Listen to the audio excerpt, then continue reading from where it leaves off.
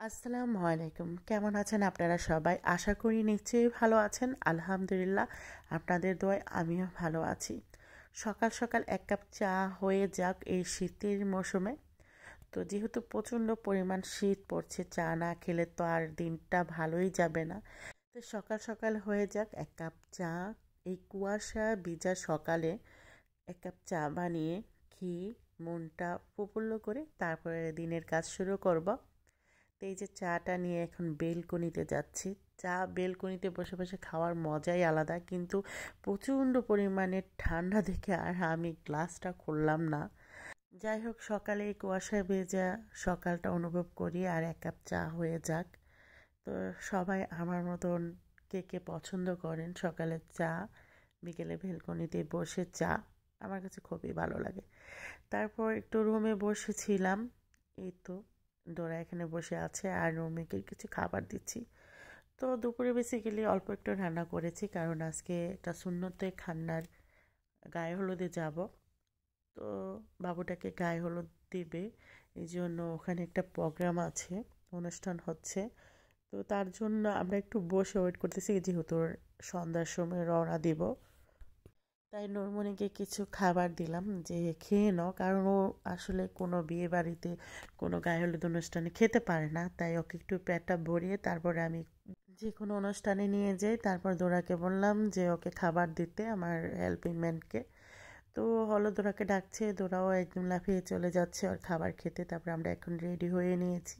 তো এই তো রেডি হতে হতে আবার চলে আসলাম সেই সুন্নতে খান্না। আমার হলো মরণ ওনাসের মেয়ের জায়ের বাসা। তো মেয়ের বাসাও বলতে একসাথেই ওনারা থাকে। তো এই যে আমরা চলে এসেছি, এখানে স্টেজটা অনেক সুন্দর করে করেছে। আপনাদের সাথে একটু ডেকোরেশনগুলো ঘুরে ঘুরে দেখাবো।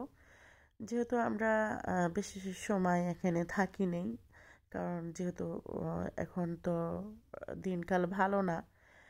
রাতে মানে বেশি সেফ মনে করি না, যেহেতু বেরিবাঁধের উপর দিয়ে যেতে হবে, দূর সাইডে পড়েছে।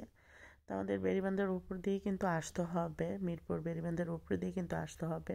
এই জন্য তাড়াতাড়ি করে আমরা এই যে খাবারটা খেয়ে তারপরে একটু বসে ছেলেকে একটু হলুদ দিয়ে চলে যাব।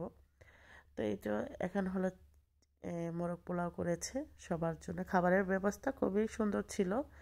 তো এই যে আমরা এখন সবাই মিলে খাচ্ছি। খাওয়া দাওয়া শেষ করে কিছুক্ষণ সময় কাটিয়ে তারপর হলো এই যে ডেকোরেশনগুলো দেখতেছি। ওই যে বাড়িটা দেখছেন পুরোটা লাইটিং, ওইটাও হলো আমার ননাসের মেয়ের বাসা।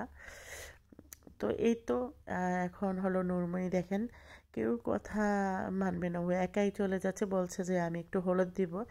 আমি আমার হেল্পিং মেয়েকে বলছি তুমি যাকে নিয়ে যাও। তারপর ও হলো হেঁটে হেঁটে একা একাই মাহিনকে নিয়ে যাচ্ছে। আর যেখানে নুরমণি যায় সেখানেও মাহিন যায়। ওরা দুজনে খুবই জুটি ভাই বোন, খুবই মানে সমান সমান, তো এই জন্য খুবই মিশুক ওদের মধ্যে একটু খুবই মিল আছে। যাই হোক, এই যে দেখেন মাহিনকেও জায়গা দিয়ে ফেললো যে তুমি এখানে বসো। তো ঠাস করে বসে পড়েছে ছেলেটার সামনে। তো এখন ও হলুদ দিবে। তো ওই ভিডিওটা আর আমি করি নেই। যাক, এদিক দিয়ে হলো আপনাদের সাথে একটু ডেকোরেশনগুলো শেয়ার করতেছি। বড় একটা স্টেজ সাজিয়েছে, খুবই সুন্দর লাগছে। আর এখানে হলো নাতিন আর আমার মেয়ে। তো আজকের ব্লগটি এই পর্যন্ত, ছোট্ট একটি ব্লগ, আশা করি আপনাদের ভালো লাগবে। আল্লাহ হাফিজ।